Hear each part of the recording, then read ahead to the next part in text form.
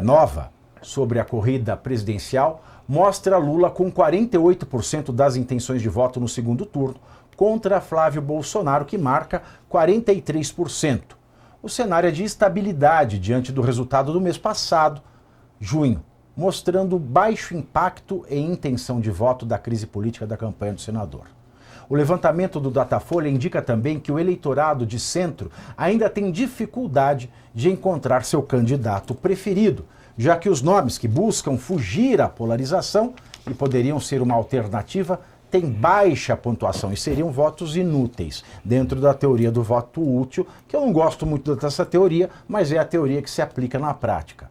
No segmento do centro, Ronaldo Caiado, do PSB de Kassab, e Romeu Zema, do Novo, tem 7%, enquanto Renan Santos e Augusto Cury estão com 5%.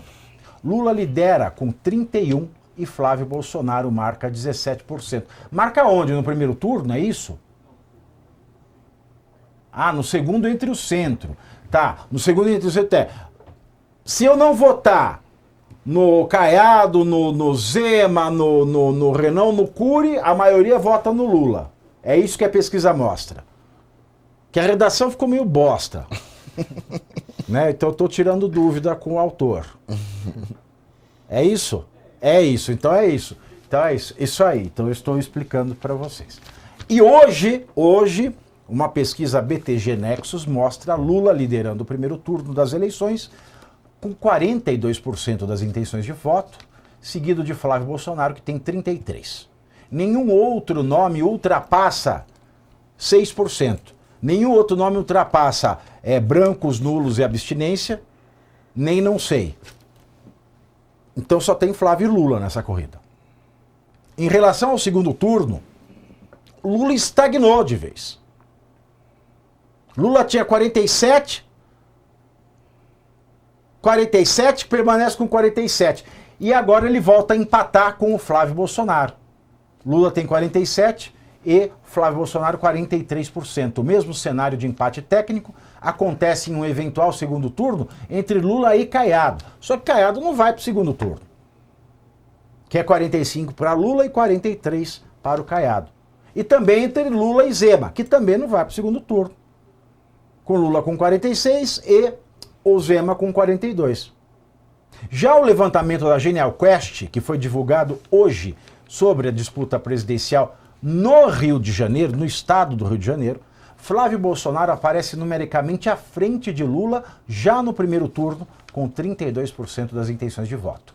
O petista lá tem 30% e os outros candidatos não ultrapassam míseros 3% cada. Num eventual cenário de segundo turno entre eleitores fluminenses, Flávio fica com 38% contra 35% de Lula. Ao analisar rejeição dos candidatos, 62% rejeitam Lula contra 54% de Flávio. É o que eu falei. Vem um escândalo, sai escândalo, escândalo novo. Critico porque é um escândalo que escandaliza.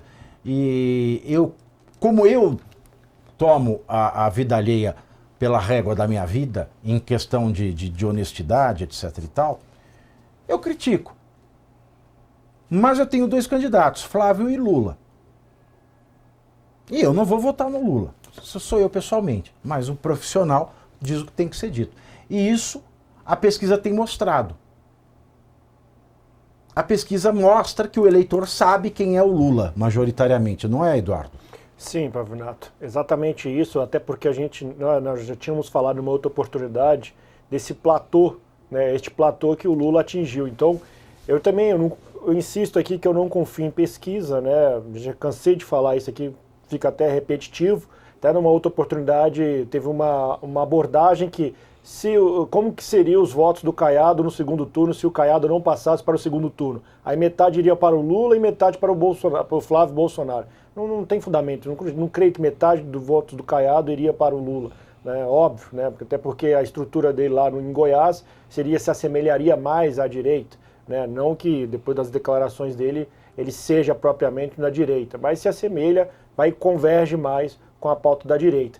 Então está muito claro que o Flávio, esse apelo do Flávio, é óbvio que as pessoas veem Jair Bolsonaro.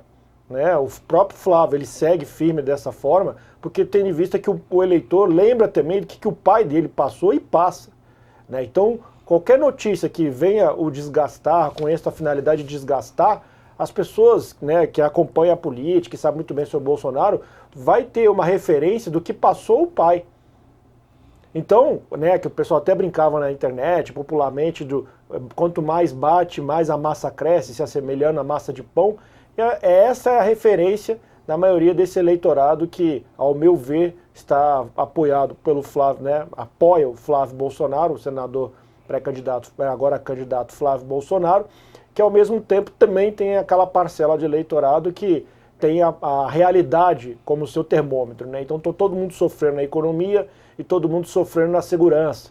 A parte de reforma tributária, a parte de, né, a guerra cultural, e isso, vamos dizer, o brasileiro comum, o brasileiro médio, ele não tem essas preocupações de primeiro momento. Mas a parte de primeiro momento que o brasileiro tem, isso sim vai contra o atual governo e, por sua vez, mantém vamos dizer, esse nicho mais agregado ao senador Flávio Bolsonaro, Pavinato. Olha, a pesquisa, surpresa?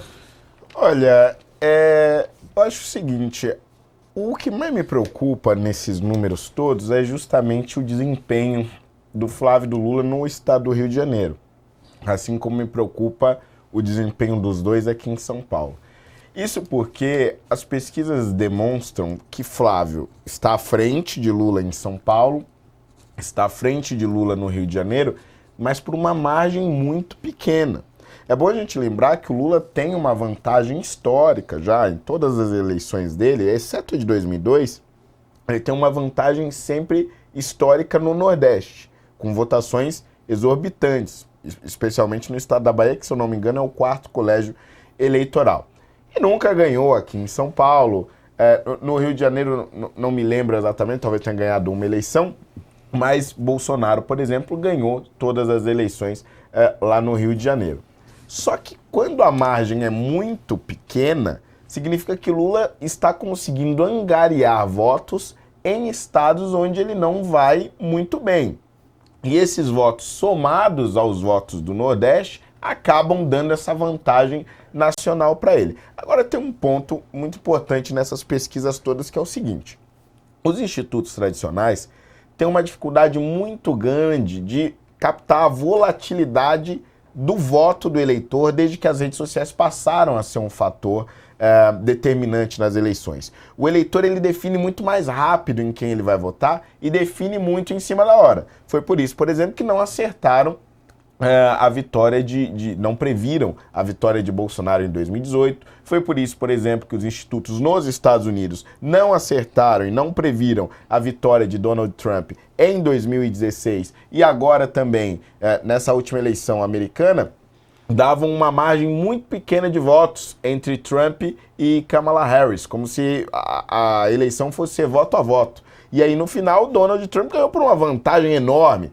tanto nos votos dos distritos, né, dos estados, quanto nos votos gerais, ou seja, ele ganhou no voto da população e no voto do distrito. Isso porque os institutos não modernizaram o seu método de avaliação. Um dos institutos que tinha feito isso era o Atlas, que agora perdeu completamente credibilidade quando fez aquela pesquisa enviesada logo após a história do Banco Master envolvendo o Flávio, né?